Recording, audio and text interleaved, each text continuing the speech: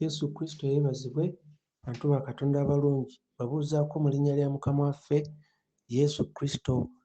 Yesu Kristo ke kakubo akatono akatutwala mu ggulu. Omwoyo omutukuvu ye muyambi waffe ku kkubo eryo eritutwala mu ggulu. Era nga Kristo kye kigambo ekyo ky'owulira munda mu ggwe, oyo Amiina n'akikakasa munda mu ggwe, n'aba mujulizi eri ekyo ky'owulira nti kivudde eri ye, n'okikkiriza mu ggwe, ekyo kye kigambo ekivudde ewa Katonda era kye kiramu ekiri mu ffe, kye kitangaala ekibeera munda mu mmeeme. Kye kigambo kye wawulira nga kya mazima ate n'okikkiriza, naye ng'okikkiriza Omwoyo yamala kikkaatiriza mu ggwe okkubuulira nti kituufu, kubanga ye mujulizi w'ekigambo kya Katonda. Ye mujulizi ku buli kigambo kye tuwulira ekiva eri Katonda, y'alinga ateekamu sitampu nti ekyo kituufu kivudde eri Katonda. Kati ekyo kye tusoma mu Kubikkulirwa 3:14 awagamba nti ye Amiina, ate ye mujulizi eyaliwo okuva mu ntandikwa, eyaliwo okuva mu lubereberye era agenda okubeerawo n'okutuusa ku nkomerero. Oyo eyamanya enkomerero mu lubereberye. Bantu ba Katonda balungi, ekigambo kya Katonda ekyo ky'owulira ye yakikakasa mu ggwe, ye mujulizi era ye Amiina. Kati ekyo ky'owulira ye yakikuddiramu munda mu mutima gwo, n'akujjukiza bye wasoma, n'akujjukiza bye wabuulira, n'akujjukiza by'oyiseemu okukakasa ekyo ky'owulira nti kivudde eri Katonda. Ye mujulizi, y'ajulira ekyo ky'owulidde nti kivudde eri Katonda, kubanga ye yekka Omwana wa Katonda y'ali mu makkati ga Katonda n'omuntu, ye mutabaganya aliwo. Olw'okuba ye mutabaganya aliwo wakati wa Katonda n'omuntu, y'akubuulira nti ekyo ky'owulira kivudde eri Katonda, kubanga ye yekka kye kigambo kya Katonda. Era nga Kristo kye kigambo ekyo ky'owulira era kye kitangaala era bwe bulamu obuba munda mu ffe, ky'owulira okuva eri ye, ekyo kyakkaatiriza mu mutima gwo n'akiwaako obujulizi, kubanga ye mujulizi ajulira kigambo kya Katonda nti ky'owulidde kiva eri ye. Era oyo atamuwulira munda mu ye, kabonero akalaga nti aba tamulina, kubanga Omwoyo wa Kristo oyo y'ajulira nti ekyo kivudde eri Katonda. Ye Amiina ayogerwako mu Kubikkulirwa 3:14. Era oyo waba tajulidde n'agamba ekigambo ekyo kya Katonda munda mu ggwe, omanya nti oyo aba akyogera aba ayogera kuva mu magezi ge ng'omuntu. Naye ekyo kyakkaatiriza munda mu mutima gwo n'obeera ng'okiwulira, Mukama n'abaako ennyiriri z'akujjukiza, n'abaako by'akujjukiza bye wasoma, bye wawulira, olwo n'otegeera nti ddala kino kivudde eri Katonda. Ekyo kye kigambo kya Katonda era ekyo kye kitwambaza ekitangaala. Buli lw'owulira bw'oti oba oli mu kulya mmere omugaati gw'obulamu, ate oba oli mu kwambazibwa, ate oba ozimba mubiri gwa Kristo. Buli lw'ekigambo buli lw'ekijja eri emmeeme, emmeeme eba efuna ekitangaala, ekitangaala ekyo nga kyongera ku already ekyambalo ky'olina nga oyongera okufuna ekyambalo, oyongera okufuna omubiri gwa Kristo, ozimba omubiri gwa Kristo. Naye ng'ekiguzimba ye Kristo yennyini, omugaati gw'obulamu, nga ky'olya era kye kyongera ku mubiri ogwa Kristo. Kye kigambo kya Katonda, naye ekyo ky'owulidde ye mu ggwe n'akiwaako obujulizi era n'okikkiriza. Ekyo kye kigambo kya Katonda ekiba munda mu ggwe. Olwaleero tugenda kugabana obubaka obwogera ku Edeni. Edeni twogera ku nnimiro. Edeni twogera ku nnimiro. Ennimiro eyo omuntu Katonda gwe yasooka okutonda Adamu mwe yali. Mu Edeni gye tugenda okwogerako. Nga bw'olaba nti ebintu bingi ebiri mu Bayibuli lugero. Era ne Edeni eyo nayo lugero, kyakwekebwa, wabula Mukama atubikkulira obukkulizi ng'ekyo ky'aba atuwaddemu okubikkulirwa kiba kyabeerawo naye nga kibikkiddwa. Ekiseera ne kituuka ne kibikkulirwa ne kimanyika, naye nga bulijjo weekiri, kubanga Katonda yakigenderera omuntu abeere mu nnimiro. Kitegeeza mu nnimiro omuntu gye yagwira era gye tugenda okudda mu Edeni. Eyo Edeni yeekomezebwawo, eyo Edeni yeekomezebwawo kubanga omuntu yali mu nnimiro eyo n'agwa. Naye nga ekitiibwa kya Katonda ekyali kiva ku muntu ne kibuna ennimiro yonna ne kigibikka yonna ne kigyambaza, kubanga ekitiibwa kyavanga ku muntu ne kigenda kyambaza ennimiro yonna yonna. Ekyo kye tulaba mu Lubereberye 2:15 awagamba nti omuntu yateekebwa mu nnimiro ya Edeni okugyambaza, okugibikka. Kati okugibikka kye bategeeza ekitiibwa kya Katonda ekyali ku Adamu ng'era kye kitangaala kye kyamuvangako ne kigenda kibikka ennimiro yonna yonna, nga buli we kiyita bamanya nti oyo mwana wa Katonda, yavaako ekitiibwa kya Katonda, yaliko ekitangaala. Kati ekyo ekitangaala kye kyabikkanga ennimiro eyo yonna Edeni. Era Adamu bwe yafiirwa ekitiibwa kya Katonda, bwe yagwa okuva mu kitiibwa kya Katonda, eyo ennimiro Edeni nga bwe yali n'obulungi bwayo, olw'okuba yafiirwa ekitiibwa kya Katonda, ennimiro eyo yali ennimiro ennungi ey'ekitangaala n'ekyuka. Eyali ennimiro ennungi ey'ekitangaala n'efuuka ddungu yonna yonna, wonna ne wafuuka ddungu, ate n'ekitangaala ne wavaawo ne kifuuka budde bwa kiro, ne wafuuka kizikiza. Kati bino ebintu bye twogerako biri munda mu ffe. Ennimiro gye twogerako eri munda mu ffe. Ennimiro eyo eri munda mu ffe kubanga Katonda yateeka ensi yonna mu mutima gw'omuntu. Ekyawandiikibwa tutera okyogerako w'osoma mu Mubuulizi 3:11. Katonda yateeka ensi yonna mu mutima gw'omuntu, yateeka obutaggwaawo eternity mu mutima gw'omuntu. Kati mu mutima gw'omuntu awo bwe yateeka obutaggwaawo nga waayagala okutuula munda mu ffe, nga mwatuula, nga wanene nnyo sinnamba obutaggwaawo mu mutima gw'omuntu, kubanga awo Mukama waatuula. Era tulaba Mukama ekiraga ne Isaaya mu Isaaya 57:15 n'agamba atuula mu butaliggwaawo, ng'ekimutuuzaawo ayagala okulamya omutima oguboneredde. Okulamya kitegeeza okukomyawo, okurivivinga, okuzzaawo ogwo omutima oguboneredde, kubanga Adamu yagwa, ffenna mu Adamu ne tuba nga twafiira obulamu bwa Katonda. Ffenna mu Adamu ne tuba nga twagwa okuva mu kitiibwa kya Katonda. Kati mu Isaaya 57:15 kye boogerako nti atuula mu butaliggwaawo, okulamya omutima oguboneredde, okukomyawo obulamu bw'ogwo omutima. Boogera ku mmeeme eboneredde. Mukama ayagala kukomyawo ogwo omutima oguboneredde. Era Mukama n'agamba, olaba Isaaya 57:16, Mukama agamba kubanga taliddamu kuwakana ennaku zonna. Kubanga lwaki Mukama ayagala okukomyawo, otuzzaawo nga bwe twali? Mu Isaaya 57:16 agamba kubanga siriwakana ennaku zonna, sirisunguwala emirembe gyonna, kubanga omwoyo gwandiweddewo mu maaso ge n'emmeeme gye yakola. Katonda agenda tuzzaayo mu Edeni nga bwe twali, kubanga agamba taliwakana ennaku zonna, talisunguwala nnaku zonna, emirembe gyonna.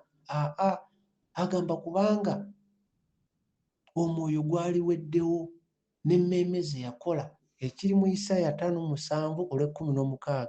Kati awo Katonda we yateeka obutaggwaawo, awo waatuula. Kati era awo munda mu ffe we yateeka ensi nnamba obutaliggwaawo, awo we wali ennimiro munda mu ffe. Kati nga bw'olaba nti Adamu ye yali mu nnimiro Edeni, naawe munda mu ggwe mulimu ennimiro eyo, wabula kati nga yazika. Adamu bwe yagwa n'ava mu kitiibwa kya Katonda, ennimiro yonna Edeni n'ezika. Yazika n'efuuka ddungu, neefuuka nga obudde bwa kiro, neefuuka ya kizikiza. Kati Katonda gy'agala okukomyawo. Lwaki yafuuka ddungu? Kubanga obulamu obw'ennimiro eyo bwavanga mu Adamu. Nga bw'olaba nti mu ggulu ekitangaala kiva ku Katonda, ekitiibwa kya Katonda kiva ku ye ne kibuna eggulu lyonna, ne bamalayika ne bawulira ekitiibwa ky'ekitangaala kye nga kijja kibayitamu, nga bawulira okubeerawo kw'obulamu bwe nga bagamba oli mutukuvu, oli mutukuvu, kuba bawulira obutukuvu buva ku ye bujja gye bali. Kati naye banga mu ggulu obulamu bwonna obw'eggulu buva ku Katonda. Kati ne Adamu naye obulamu bwa Edeni bwonna nga Katonda yabuyisa mu Adamu. Nga Katonda bwe yakozesa Adamu okuwa Eva obulamu, Katonda yakozesa Adamu okuwa ennimiro ya Edeni yonna obulamu. Kati nga Adamu bwe yafiirwa ekitiibwa kya Katonda n'agwa okuva mu kitiibwa kya Katonda, ne Edeni yonna n'efiirwa obulamu kuba bwayitanga mu ye, nga kitegeeza obulamu bw'ennimiro eyo bwali munda mu Adamu. Kyentegeeza ennimiro eyo eri munda mu Adamu. Nga bw'olaba omuntu, kati wano ku nsi osobola okulaba nti omuntu azimbye ebizimbe, akoze emmotoka, azimbye amayumba, n'olaba nti omuntu ebyo byakoze wano ku nsi. N'omanya nti omuntu singa omujja ku nsi oba togenda kuddamu kulaba bizimbe ebirala kubanga ebyo biri munda mu muntu. Naye singa omutwala wala awatali bizimbe, omuntu waabeerawo n'ebizimbe n'emmotoka byonna biba bijja kubeerawo kuba biri munda mu ye. Kati neebanga ebyo byonna byonna by'olaba ebizimbe byonna byonna biri munda mu muntu kubanga biva mu ye. Kati ne Adamu naye obulungi bwa Edeni bwonna bwali mu ye. Era we yafiirwa ekitangaala kya Katonda wonna ne wafuuka ddungu era ne wafuuka kizikiza. Kati ennimiro eyo eyafuuka eddungu Katonda gy'ayagala okukomyawo, ayagala okukomyawo obulamu bwayo. Eyo ennimiro eyayonooneka yazika Katonda gy'ayagala okukomyawo. Nga bw'olaba nti eggulu lyonna liri munda mu Katonda. Iffe twali mu ye munda, twali mu ye munda mu Katonda, twava eri ye. Kyova olaba yatumanya nga tetunnabeera mu lubuto lwa muzadde waffe kubanga twali mu ye yatumanya. Kati n'ennimiro eno Edeni yali munda. Katonda yali yagiteeka munda mu muntu kubanga omuntu oyo nga yagenda okubeera yafuga, yasalawo, ye mukulembeze, ye mukulu, ye mutwe ow'ennimiro eyo Edeni gye tugenda okwogerako. Kino Mukama yakiraga bangi mu Bayibuli nti ennimiro eyo mukomyawo omuntu omuzza obujja mu kitiibwa kya Katonda, baba bakomyawo ennimiro eyo ebadde ey'eddungu, ebadde ey'ekiro, efuuka ennimiro ennungi eyeesimisa, n'obudde obadde obw'ekiro bufuuke obw'emisana. Ate nga kino kya lugero. Kati ekyo Mukama kye yalaga mu kitabo kya Yoweeri. Bw'osoma mu kitabo kya Yoweeri, bw'osoma ekitabo kya Yoweeri chapter 2 verse 3, ojja kulaba nti Mukama ayogera ku nnimiro eyo Edeni gy'agenda okukomyawo. Naye ng'ennimiro eno Edeni tulina okumanya nti nga wolaba abaana ba Isirayiri bwe baava e Misiri ne bayita mu ddungu nga bagenda mu nsi ensuubize. Kati kitegeeza mu kuva e Misiri, Misiri yabali mabega. Kitegeeza Misiri yabali mabega, eddungu baayitamu nga bagenda mu nsi ensuubize. Nga kitegeeza nti ennimiro eya Edeni gye baali bagendamu, ensi eyo ensuubize gye bagendamu, ebeera nga ebali mu maaso gye balaga ate ng'emabega ye wali eddungu lye bayitamu. Ekyo Mukama kye yalaga mu kitabo kya Yoweeri. Bw'olaba mu kitabo kya Yoweeri 2:3, Mukama ayogera ku kukomyawo ennimiro ya Edeni. Era n'ayogera n'agamba nti eryo eddungu ligenda kubeeramu ebimuli, ekimuli kya rose, eddungu. Ayogera ku Kristo agenda okujja mu ddungu eriri munda mu ffe, aliwo obulamu, ennimiro ya Edeni ekomawo. Naye nga kya lugero, kya lugero. Era Mukama akiraga ne Isaaya mu Isaaya 35 olusooka, Mukama ng'ayogera ku ddungu erigenda okusanyuka, ligenda kufuna obulamu. Ayogera ku ddungu erigenda okufuna obulamu, lifune amazzi. Aba ayogera ku ddungu eryo eriri munda mu ffe. eri alina obulamu naye we yafiirwa ekitiibwa kya Katonda awaali ennimiro ennungi ne wafuuka ddungu. Bino byonna bya lugero. Kati nga mu ddungu eno ye wabeera okukemebwa. Mu nsi esuubize teri kukemebwa, mu ggulu teri kukemebwa.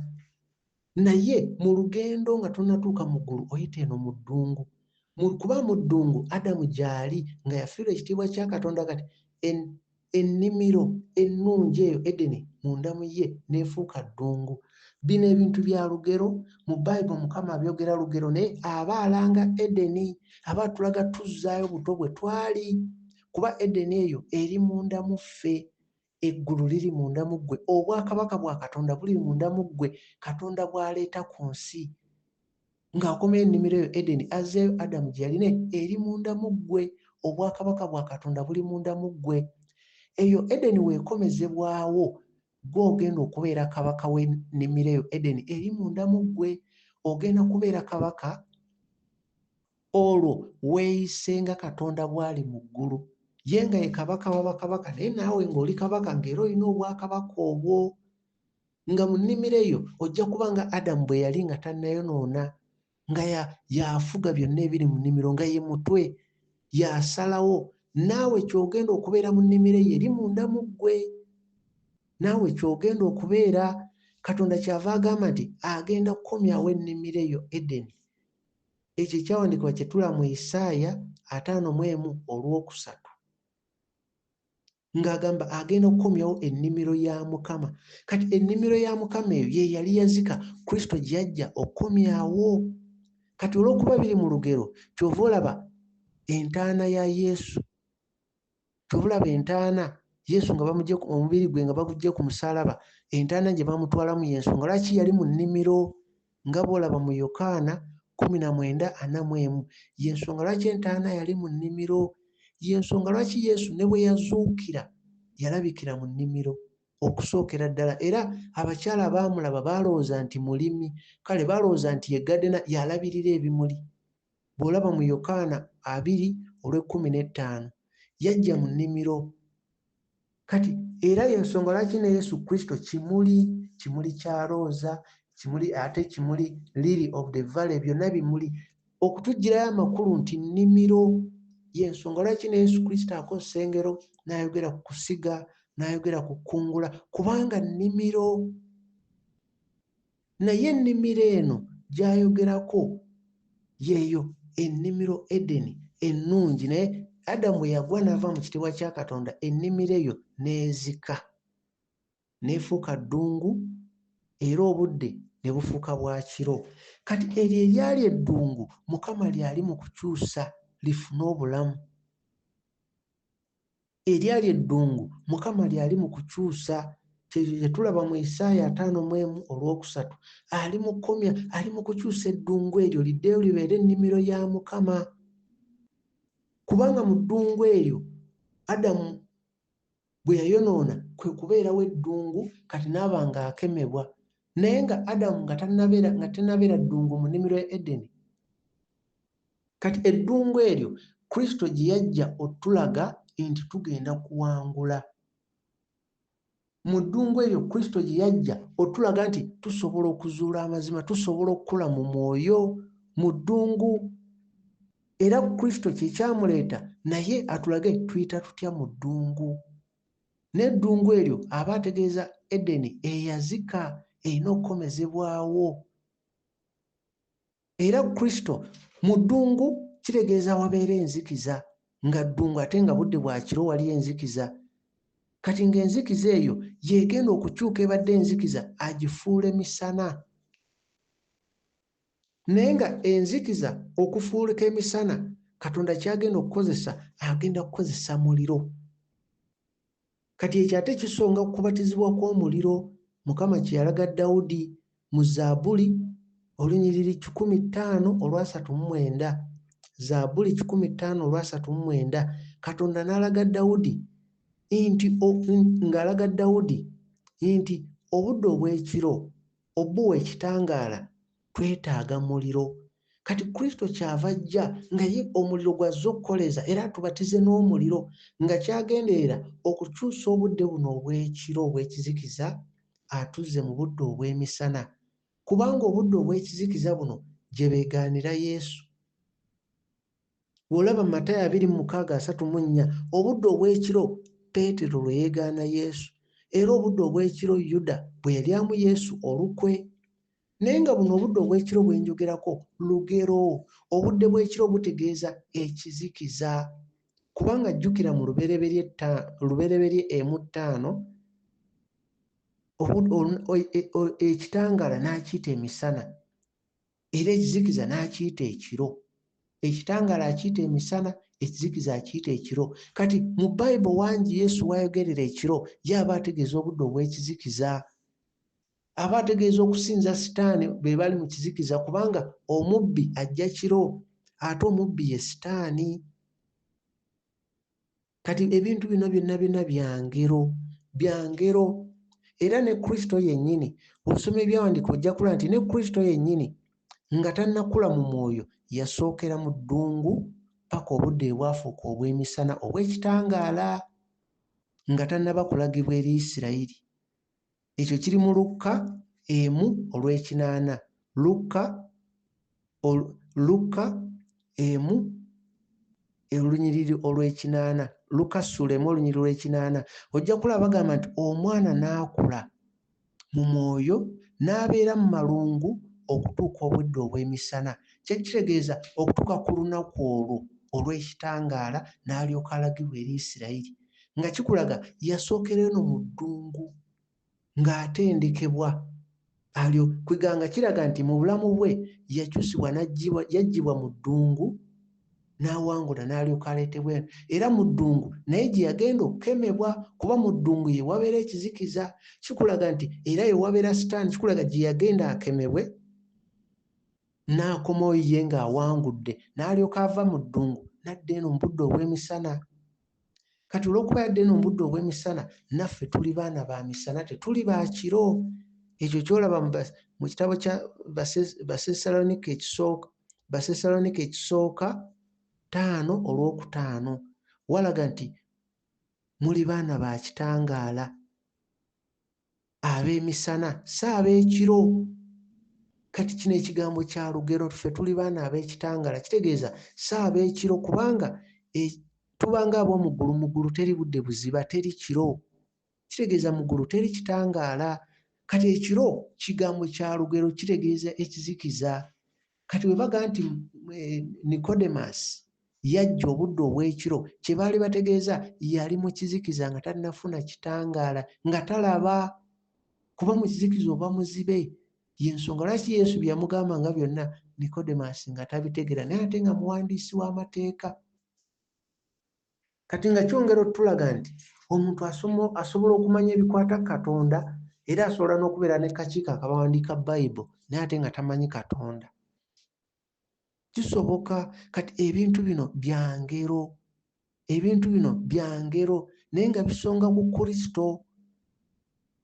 Era kyovula kati nga mu Lukka, bw'olaba nga Lukka 17:34 bagamba abantu babiri bajja kuba beebase ku kitanda kimu. Kati abantu abeebaka beebaka mu kiro, mu kizikiza. Kati mu kizikiza ye wali abeebase boogera ku mmeeme nti mu kizikiza ziba zeebase, naye ezo emmeeme ezeebase zijja kuba emmeeme 2, emu etwalibwe emu esigale. Lukka 17:34 kitegeeza abantu bajja kuba babiri bonna nga bali mu kizikiza, omu atwalibwe omu asigale. Kati bino ebintu bya ngero, bantu ba Katonda abalungi. Kati Adamu bwe yayonoona n'agwa n'ava mu kitiibwa kya Katonda, eyo ennimiro ennungi Edeni n'efuuka kizikiza ng'obudde bwa kiro, ate n'efuuka ddungu nga tekyalina bulamu bwayo. Kati eyo Edeni eyafuuka eddungu, Mukama eddungu eryo Kristo bw'ajja ye olw'okuba ye kyekitangaala ayagala kukyusa eddungu eryo lifune obulamu. Y'ensonga lwaki waliwo eddoboozi mu ddungu.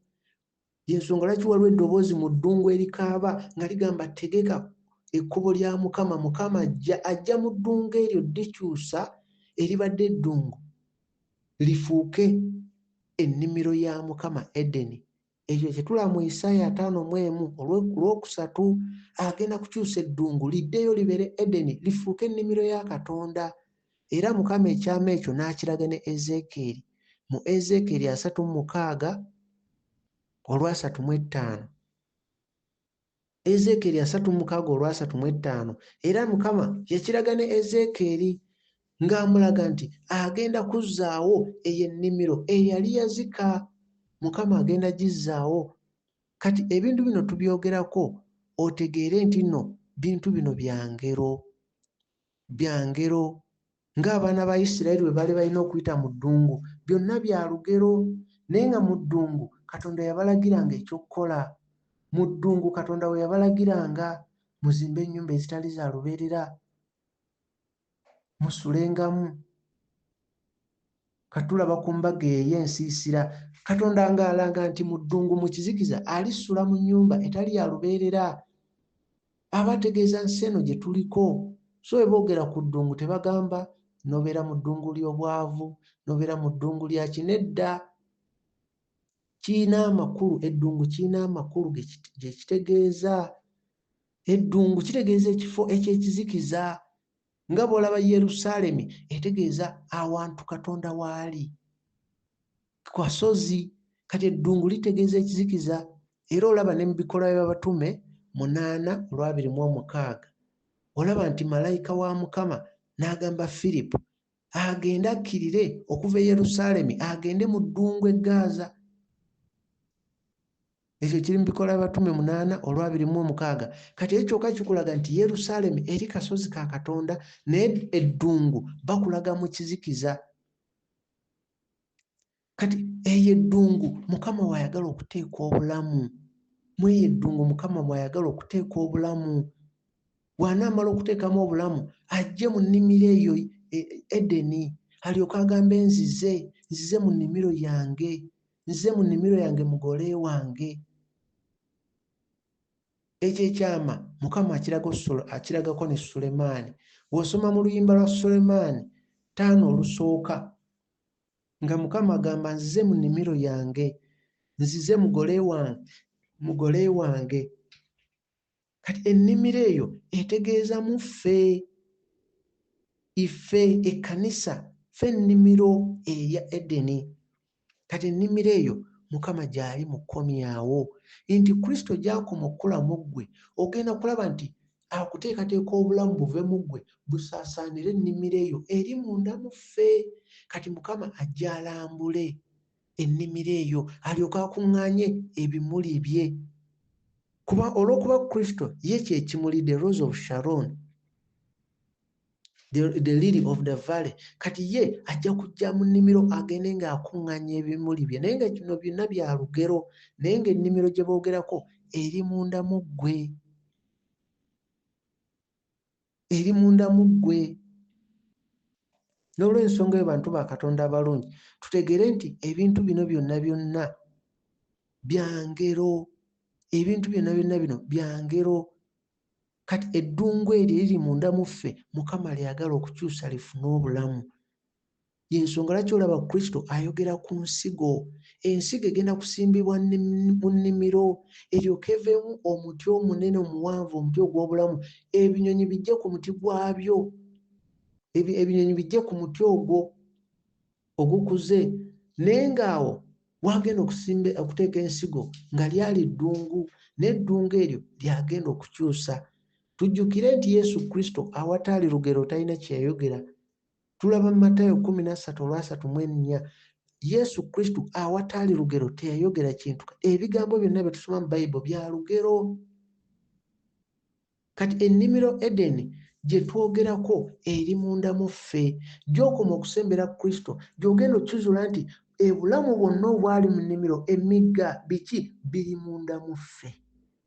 Mu eyo ensi ennamba gye yateeka mu mutima gw'omuntu, ensi ennamba eyo mwe muli ennimiro eyo Edeni, nga ggwe ogenda kubeera kabaka mu eyo ensi. Mukama atuyigiriza okutonda, naye by'onaatonda bigenda kubeera mu eyo ensi eri munda mu ggwe gye yateekamu. eyo gye tulaba mu Mubuulizi 3:11 n'ateeka ensi nnamba mu mutima gw'omuntu, n'ateeka eternity obutaggwaawo mu mutima gw'omuntu. Kati ebyo Mukama byagenda otuyigiriza okutonda bigenda kubeeramu eyo nnimiro eri mu ggwe. Olwo obeere kabaka mu eyo ennimiro, n'omulala abeere kabaka mu eyo, n'omulala tubeere bakabaka, naye nga ye Mukama waffe ye kabaka w'abakabaka. Era ajja omulambuze mu nnimiro eyo gye yakuteekamu, ajja omulambuze nga byonna ebiri mu nnimiro eyo ggwe wabitonda, nga temuli muntu naye nga ggwe wekka alimu, ggwe kabaka, naye nga ebirimu byonna bikuwuliriza ng'ebitonde byonna bwe byali biwuliriza Adamu. Era n'olwaleero ebitonde bikimanyi nti Katonda yabiteekawo nga bigenda kuwuliriza omwana we. Era ebitonde byo birinze okweyoleka kw'abaana ba Katonda bitegeere ani oyo gwe birina okugoberera. Kuba byo byatondebwa nga birina kugoberera mwana wa Katonda. Era ebitonde byonna birinze okulaba oyo. Kati Kristo gy'akoma okukula mu ffe, eyo ennimiro Edeni egenda kukomezebwawo munda mu ffe, era obulamu obunaabeera mu nnimiro eyo bwonna bwonna bube nga buva ku ggwe nga bwe bulamu bwa Katonda. Olwo nga tuli kimu ne Kristo, tubeere kimu. N'olw'ensonga eyo bantu ba Katonda abalungi, olw'okuba ffe ennimiro eri munda mu ffe Edeni, y'ensonga lwaki Mukama akosa nnyo ekyokulabirako eky'ennimiro. Yesu Kristo entaana ye n'eba mu nnimiro mu Yokaana 19:41. Ate era ne bwe yazuukira mu Yokaana 20:15, ojja kulaba ne bwe yazuukira era baamusanga mu nnimiro ey'ebimuli. Era bo baasooka kulowooza nti oba yakola mu bimuli. Kati eddungu eryo eriri munda mu ffe lyajja olw'okugwa kwa Adamu. Kati eddungu eryo Mukama lyakomaawo aliwo obulamu, ennimiro ya Edeni ezzibwewo. Ekyo ayogerako mu kitabo kya Yoweri 2:3, era kyayogerako ne Isaaya 5:1-3, akomyawo ennimiro eyo. Eyo ennimiro gy'akomyawo, ennimiro ya Edeni eyo Mukama gy'ali mu kukomyawo, bantu ba Katonda abalungi. Kubanga ennimiro ye yazika, kati Mukama agikomyawo kubanga ayagala kujja mu nnimiro ye, ng'ekyawandiikibwa ekyo kye njogeddeko mu luyimba lwa Sulemaani 5:1. Mukama ng'agamba nzize mu nnimiro yange, mugole wange. Ng'agamba nzize mu nnimiro yange. N'olw'ensonga olwaleero twogera ku Edeni. Kati Edeni eyo eri munda mu ffe. Kristo gy'akoma okukula mu ffe, obwo obulamu bugenda bubikke ennimiro eyo eri munda mu ffe.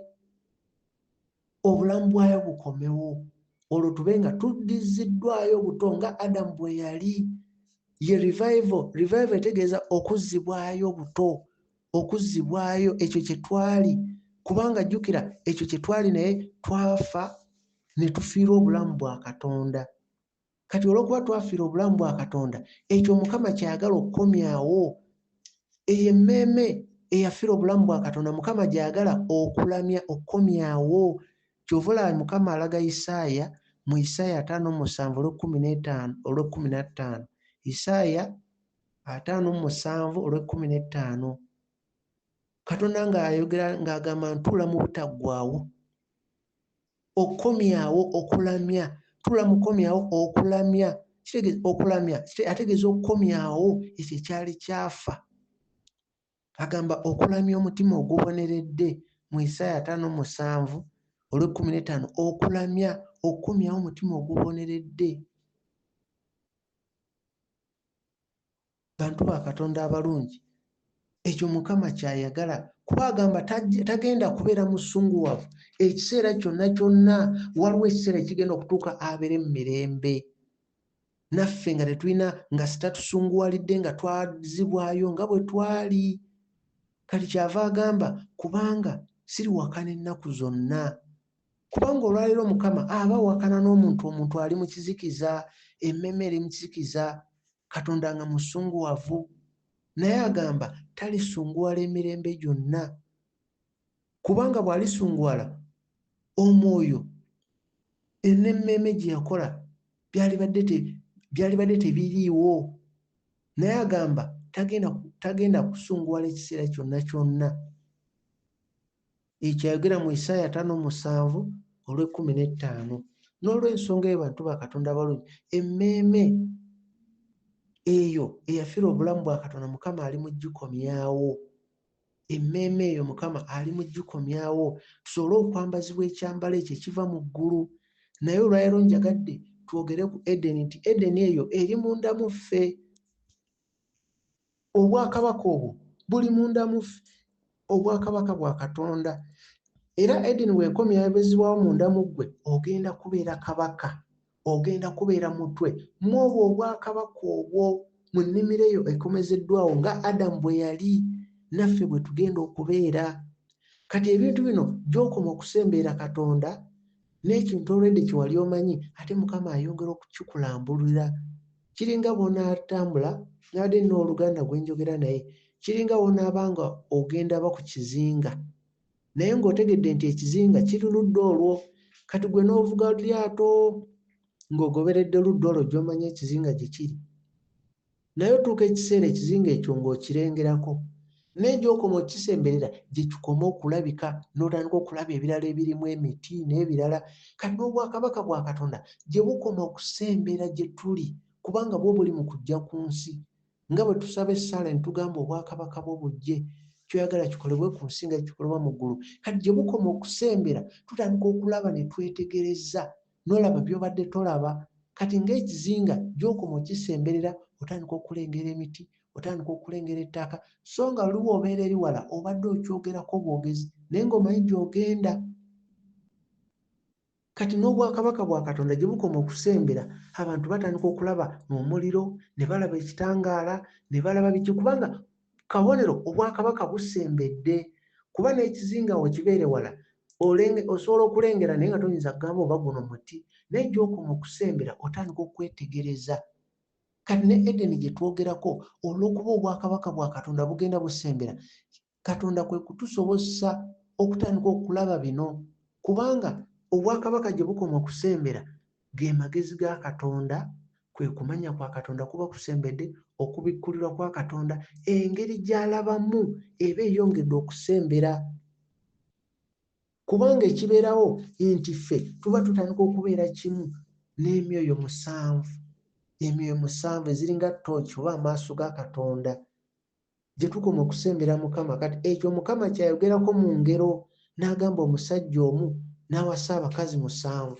Omusajja omu kyategeeza omusajja omu okubeera kimu n'abakazi 7, kyategeeza omusajja ategeeza mmeeme oyo yatondebwa Adamu, agenda kubeera kimu n'abakazi 7. Kye bategeeza abakazi 7 bategeeza emyoyo 7 gye tulaba mu Isaaya 11:2.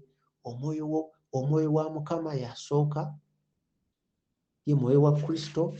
Waliwo omwoyo w'okumanya, omwoyo w'okutegeera, omwoyo w'amagezi, ate nga byonna Katonda. Omwoyo w'okumanya Katonda, omwoyo w'okutegeera Katonda, omwoyo w'okubikkulirwa Katonda, byonna omwoyo w'okutya Katonda. Kati bino bye boogerako ne bagamba omusajja agenda kuwasa abakazi 7, kye bategeeza ye muntu okubeera kimu n'emyoyo 7 gya Katonda, n'oba n'okumanya kwa Katonda, okutegeera kwa Katonda, n'oba n'amagezi ga Katonda, kati okubikkulirwa kwa Katonda, okutya Katonda. Kati ebyo obeera kimu nabyo. Kati kye boogera mu ngero, omusajja okuwesa abakazi 7, kubanga gwe woofuna okumanya kwa Katonda, okutegeera kwa Katonda, oba kimu ne Katonda, oba kimu n'omwoyo w'okutegeera Katonda oyo.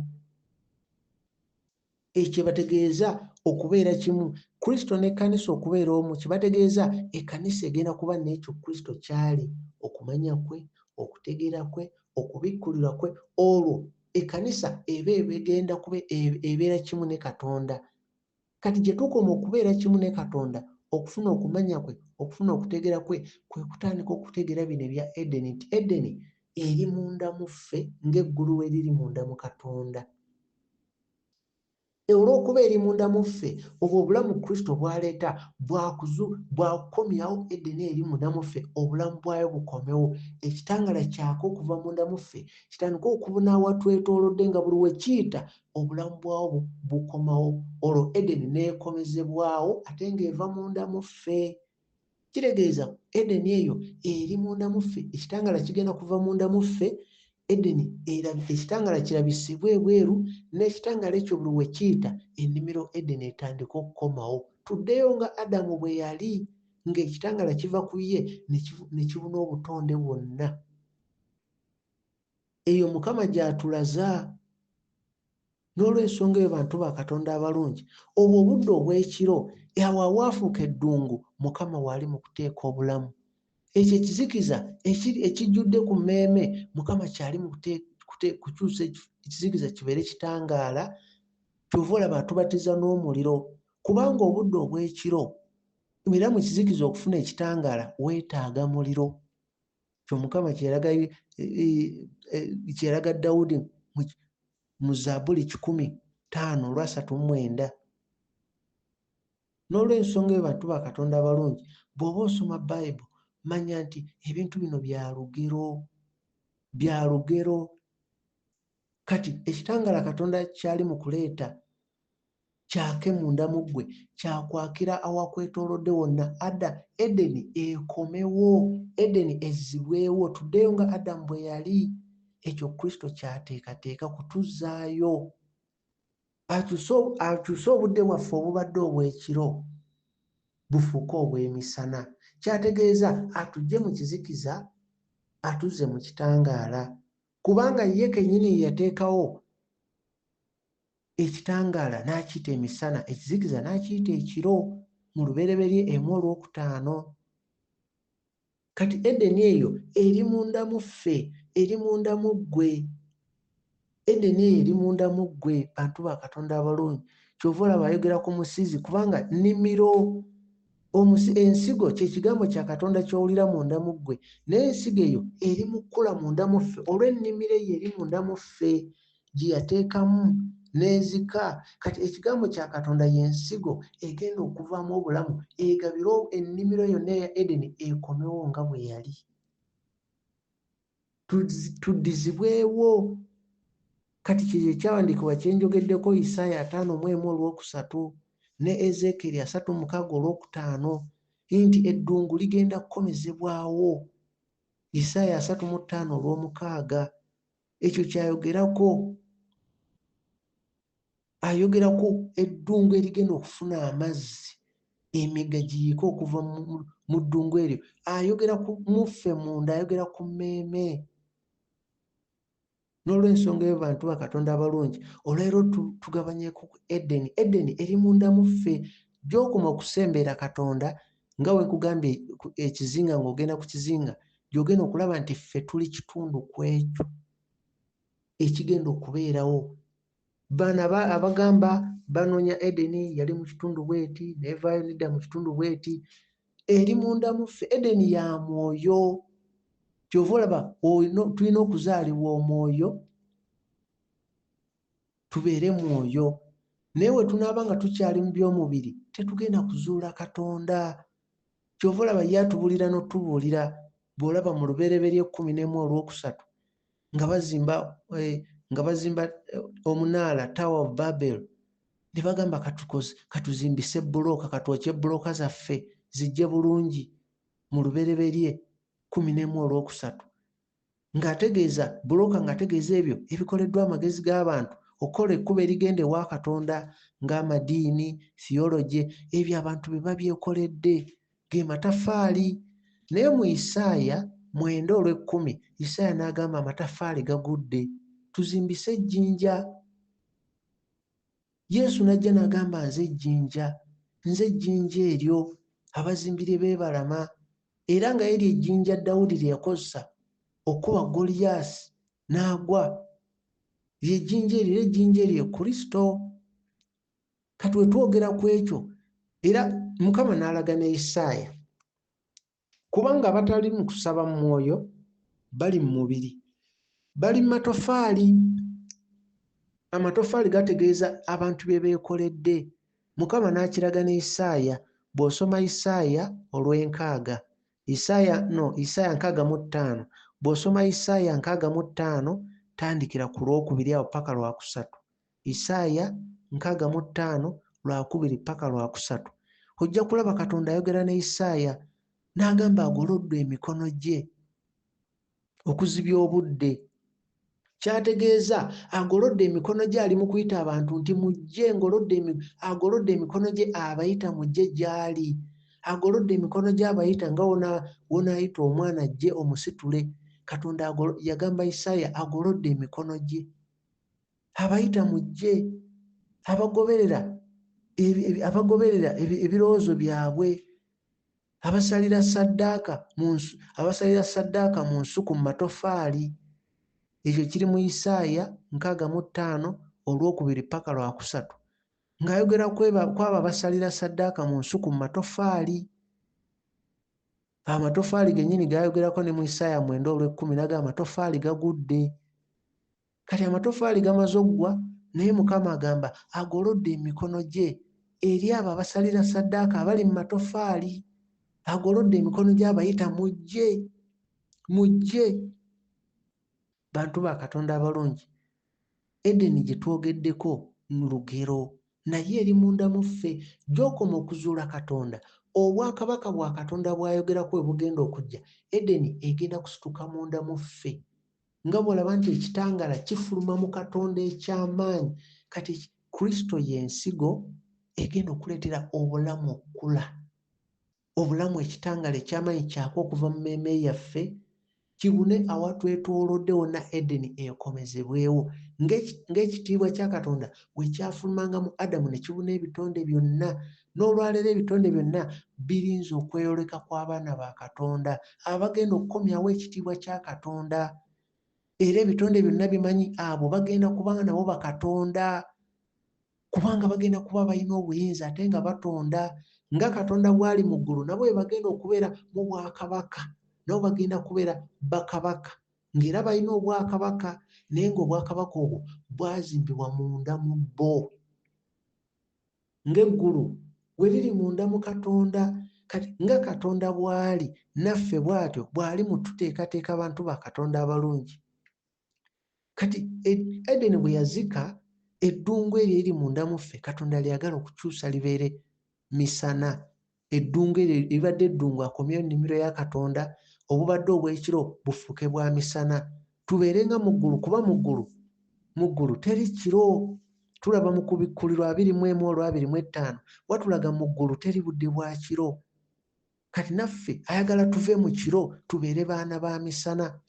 Kuba bagamba mu Basessalonike 5:5 nti mmwe muli baana ba kitangaala ba misana, si ba kiro, tetuli ba kizikiza. Era mu Basessalonike 5:7 agamba abeebaka beebaka kiro, n'abatamiira batamiira kiro. Kiro ategeeza mu kizikiza, ti emmeeme bwe ziba mu kizikiza ziba mu tulo. Kati Kristo ye yajja n'atuzuukusa mu tulo, ekitangaala kye ne kituzuukusa.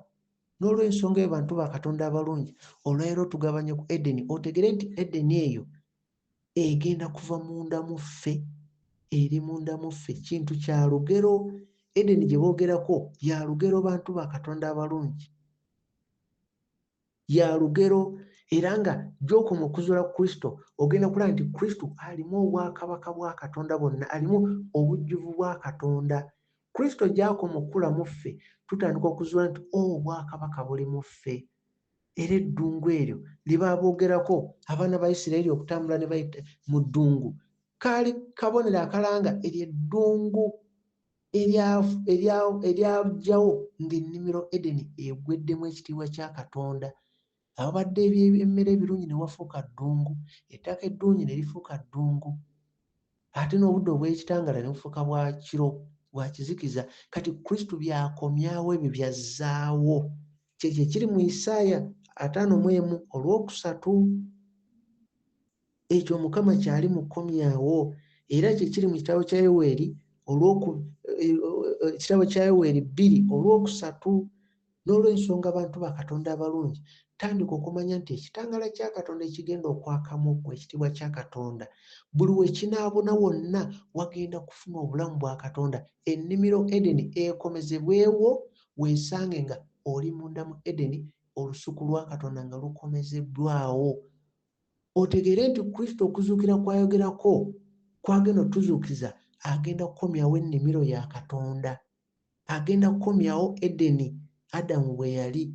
Y'ensonga lwaki entaana ya Yesu yali mu nnimiro. Y'ensonga lwaki entaana ye we baagenda bamuteeke, kwe baateeka ejjinja, yali munda mu nnimiro, kubanga ennimiro gy'akomyawo. Entaana ye yali mu nnimiro. Era olaba ne bwe yazuukira, era yazuukira ali mu nnimiro. Ke kabonero ako. Olaba mu Yokaana 2:15 balaga bwe yazuukira yali mu nnimiro. Era gy'ensonga lwaki olaba ayogera ku bya mu nnimiro, ayogera ku kusiga, ayogera ku kungula nnimiro, ayogera ku nsigo, kubanga nnimiro bantu ba Katonda abalungi. Kyova olaba ayogera ku musizi eyasiga ensigo, kubanga bino byonna bya nnimiro. Era Kristo gy'akoma okukulamu ffe, eyo ennimiro eyali yazika egenda kuvaamu ebimuli ebirungi eby'omuwendo. Kristo kyava abeera ekimuli ekisangibwa mu nnimiro eyo.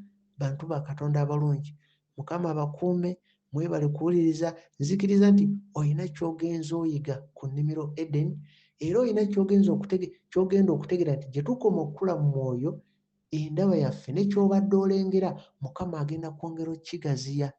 Nga omuntu agenda ku kizinga gy'okoma okisemberera, gy'okoma okulaba bulungi ebiriyo. Omaliriza bw'otuuka ku kizinga, omaliriza naawe oli kitundu ku kizinga ekyo nga kw'oli. Mukama abakuume, mwebale kumpuliriza.